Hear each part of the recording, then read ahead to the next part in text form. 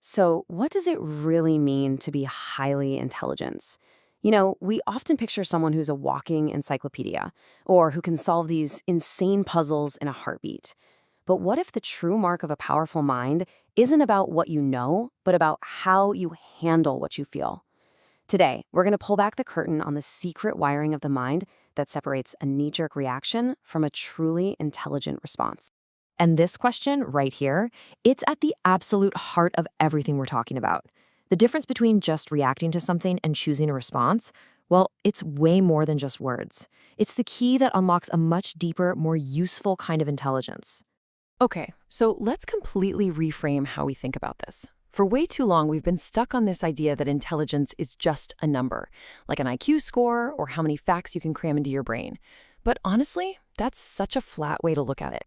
We're going to explore intelligence as a core function, the brain's command center that really dictates how we show up in the world. And this is the core idea right here. Let's really zero in on this. True intelligence is a kind of powerful self-control. It's all about mastering that tiny, crucial space between feeling an emotion and then taking action. So, how does this actually work in the real world? Well, it all comes down to mastering what we can call the mental gap. Think of it like a superpower, a tool that creates that one critical moment of pause before you act. Now, the scientific term for this whole process is executive control. People often call it the CEO of the brain, and that is a perfect way to think about it.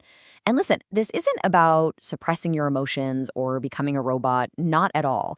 It's about having an amazing management system that points your thoughts, your feelings, and your actions toward your goals, instead of just letting your impulses run the show. And you can actually put this into practice. It's a simple strategy. First, an emotion just hits you. Bam. Anger, surprise, whatever it is.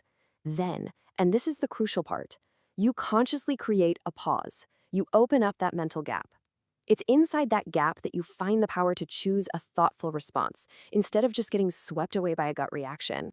Exactly.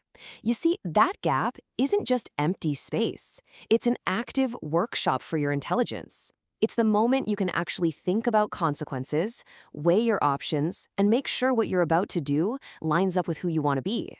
It's the difference between snapping at someone in the heat of the moment versus choosing to talk it out calmly later.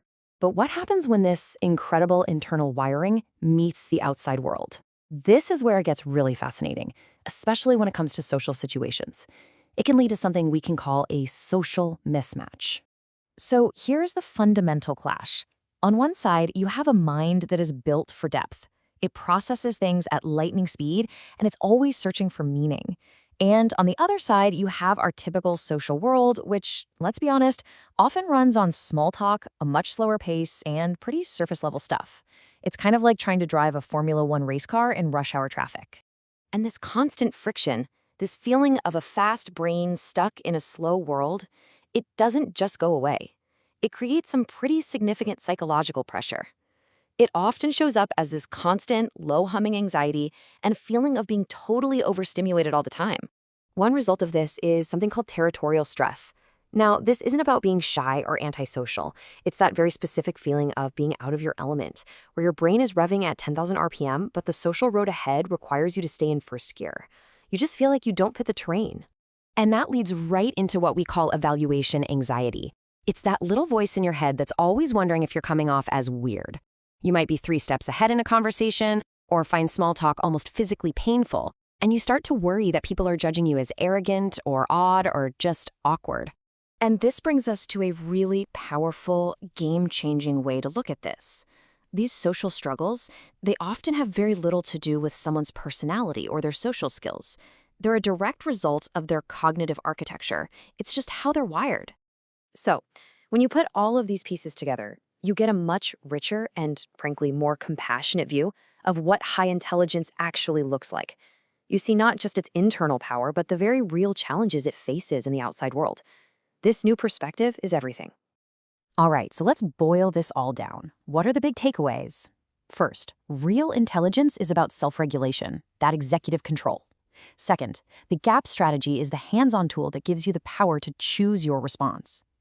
And finally, and maybe most importantly, social struggles can be a sign of a cognitive mismatch, not some kind of character flaw.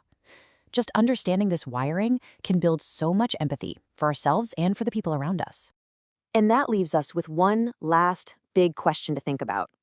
If we accept that this incredible ability for self-regulation is a core feature of intelligence, then how do we start to build a world, our workplaces, our schools, our social circles, that doesn't just put up with this kind of mind, but actually celebrates and values